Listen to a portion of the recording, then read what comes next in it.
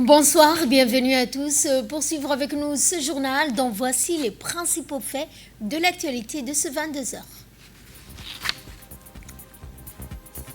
L'arbitre international Liban Abdelrazak a été accueilli en héros à son retour à Djibouti.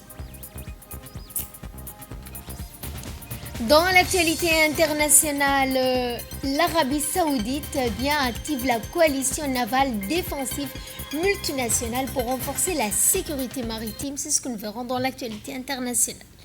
Bonsoir à tous et nous ouvrons ce journal par ce retour triomphal de Liban Abdelrazak après avoir officié lors de la Supercoupe de l'UEFA. Devenant ainsi le premier arbitre assistant africain à atteindre ce niveau de compétition, l'arbitre djiboutien a été accueilli ce matin par une foule nombreuse et enthousiaste. Responsables sportifs, dirigeants de la Fédération djiboutienne de football et citoyens étaient réunis pour saluer cette performance historique qui honore l'arbitrage national. À travers cet accueil chaleureux, c'est toute une nation qui célèbre le parcours exceptionnel de Liban Abdelrazak Ahmed et son exploit sur l'une des plus prestigieuses scènes du football mondial.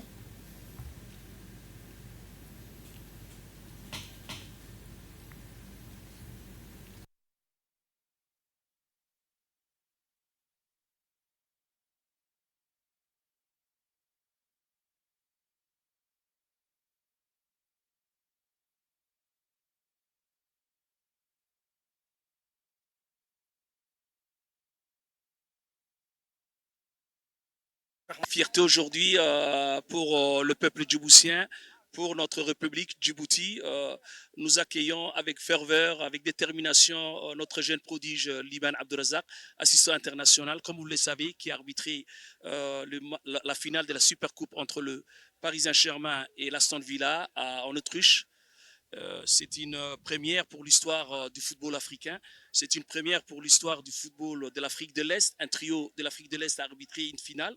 Donc Liban a fait un parcours exceptionnel. Ce parcours, il l'a pas fait tout seul. Il s'est battu, il a travaillé très dur, il s'est entraîné très dur. Il a été accompagné par deux préparateurs physiques de la Fédération djiboutienne de football, par des instructeurs techniques de la Fédération djiboutienne de football, par le ministère des Sports, par l'État djiboutien.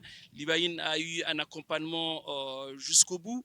Aujourd'hui, il va se préparer encore pour la Coupe d'Afrique qui aura lieu en 2027 en Afrique de l'Est. Ce trio va se préparer. Nous sollicitons tout le monde pour l'accompagner. Il va se préparer aussi pour la Coupe du Monde 2030, Inch'Allah, qui aura lieu au Maroc, au Portugal et en Espagne. À cet effet, nous remercions la Fédération djiboutienne de football à sa tête, M. Suleiman Hassan Ouaberi, pour l'accompagnement et les encouragements à tout moment. Nous remercions aussi son Excellence la ministre des Sports, Madame Fatouma, pour sa disponibilité, ses encouragements, son accompagnement et tout le ministère a démarré par le directeur, à commencer par le directeur, la secrétaire générale, qui sont toujours disponibles pour nous accompagner.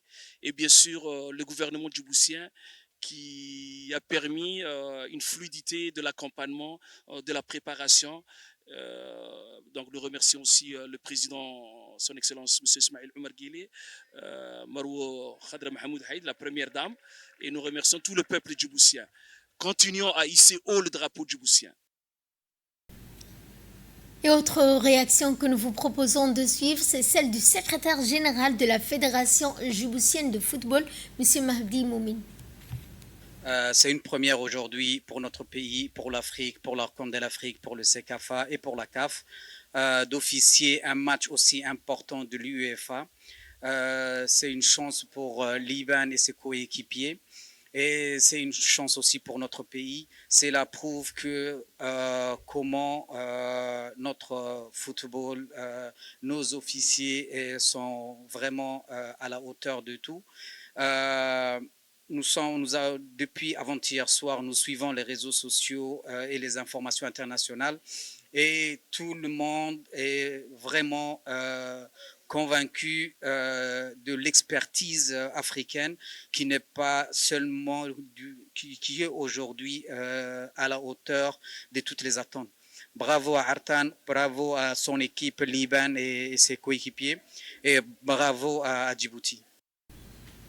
Dans le reste de l'actualité, le gouvernement djiboutien et le gouvernement japonais ont ratifié le 12 de ce mois un projet de dotation de véhicules de lutte contre les incendies et de secours au profit de la Direction nationale de la protection sociale, de la protection civile, mise en œuvre avec l'appui de la JICA. Ce projet, dont la dotation est prévue en 2028, vise à renforcer les moyens d'intervention des sapeurs-pompiers face aux incendies, accidents et autres situations d'urgence, notamment dans la région, celle de Tadjoura et de Dikil, ainsi que Centre sans fil. Prenons la parole à cette occasion, le colonel Abayazid Abdelkader, directeur national de la protection civile par intérim, a salué cette importante contribution du gouvernement japonais, soulignant qu'elle constitue un appui significatif à la modernisation des moyens de la protection civile. De son côté, le secrétaire général du ministère de l'Intérieur a exprimé sa reconnaissance au gouvernement japonais ainsi qu'à la JICA pour leur accompagnement, leur engagement constant en faveur du renforcement des capacités de la République de Djibouti dans le domaine de la protection sociale. Et nous allons cette fois au cœur de la région de Dikil, à Abaitou, qui se distingue par son potentiel agricole, malgré un environnement marqué par l'aridité. À certaines périodes de l'année, cette vaste plaine bénéficie de l'accumulation temporaire des eaux de ruissellement, créant ainsi les conditions favorables à la mise en valeur des terres agricoles. Cette ressource en eau constitue un atout important pour le développement des activités agricoles et contribue ainsi au renforcement des moyens de subsistance des communautés locales. À travers la valorisation de ces ressources naturelles, Abaitou illustre ainsi la capacité des populations à s'adapter aux contraintes climatiques et exploiter durablement les terres cultivables et les ressources en eau. Place cette fois à ce magazine de la rédaction qui nous plonge sur le travail des douaniers. Comment travaille l'équipe des douanes d'Ali Sabié? La lutte contre la contrebande constitue ainsi l'une des principales missions de la brigade. Cigarettes, 4 médicaments, produits contrefaits ou autres marchandises illicites peuvent ainsi faire l'objet de saisies lorsque leur transport ou leur introduction ne respecte pas les normes en vigueur. Dans ce magazine, nous allons voir comment la douane protège, à travers ses interventions, l'économie nationale.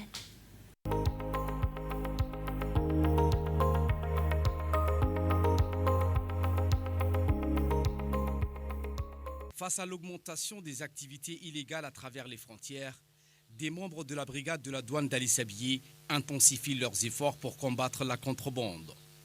Ce phénomène, qui affecte l'économie nationale, nécessite une réponse efficace et coordonnée.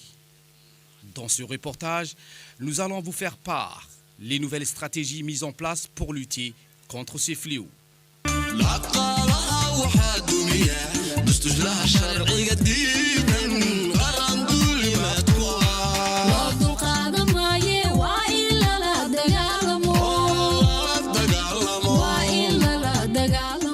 La contrebande est une activité illégale qui consiste à introduire des marchandises dans un pays sans passer par les voies officielles et sans payer les taxes requises.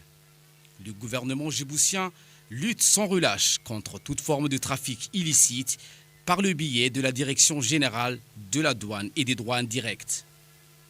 Pour cela, cette institution déploie des moyens dans les frontières et des équipes mobiles qui mènent en collaboration avec l'armée, la police, les gendarmes, des opérations de contrôle dans les principaux points d'arrivage des produits de contrebande.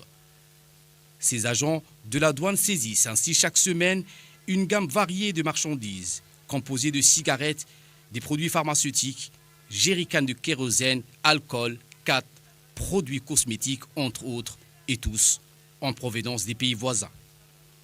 Malgré l'usage des manières multiples à tromper les vigilances des douaniers postés à l'entrée du pays et dans les environs éloignés, ces derniers réussissent par leur tomber dessus. C'est ce qu'a fait donc savoir un douanier expérimenté. Le transporteur de drogue sévèrement réprimé par la loi ne manque pas d'astuces pour cacher et introduire ces produits dans le pays. Pour venir à bout de ce fléau, qui représente des énormes pertes pour l'économie du pays, la brigade de la douane d'Ali Sabié mène jours et nuits des opérations musclées dans les montagnes pour dissuader les contrebandiers.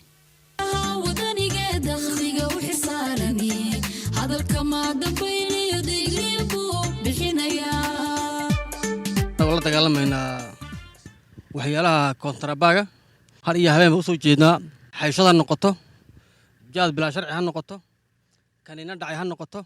Nous menons une lutte sans relâche contre les produits illicites sous toutes ses formes ici à Galilée, à la frontière avec l'Éthiopie. Des produits multiples stupéfiants, 4 médicaments et d'autres produits périmés nuisibles à la santé de la population. C'est notre quotidien, nuit et jour, en collaboration avec les détachements de la police, de l'armée, de la région d'Ali Sabié. J'en rappelle à une prise de conscience à ceux et celles qui veulent se lancer dans ce genre d'activité. Nous serons intransigeants face à vous. Pour faire face à ce trafic, la Direction générale des douanes et des droits indirects, à sa tête le directeur général M. Gouled Ahmed Youssouf, que je tenais à remercier ici, a mis tous les moyens à notre disposition pour contrer ce fléau. Je ne manquerai pas de remercier également le préfet de la région d'Ali Sabié, Abdul Malik Mohamed Benoïta, qui nous épaule dans notre travail de tous les jours.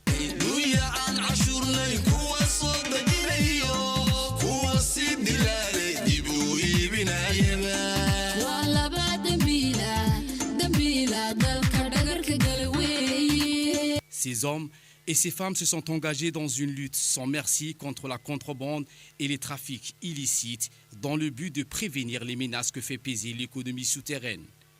La douane djiboutienne s'efforce d'assurer avec beaucoup de rigueur et de dévouement la mission qui est la sienne, celle de garantir la protection du territoire et l'économie du pays.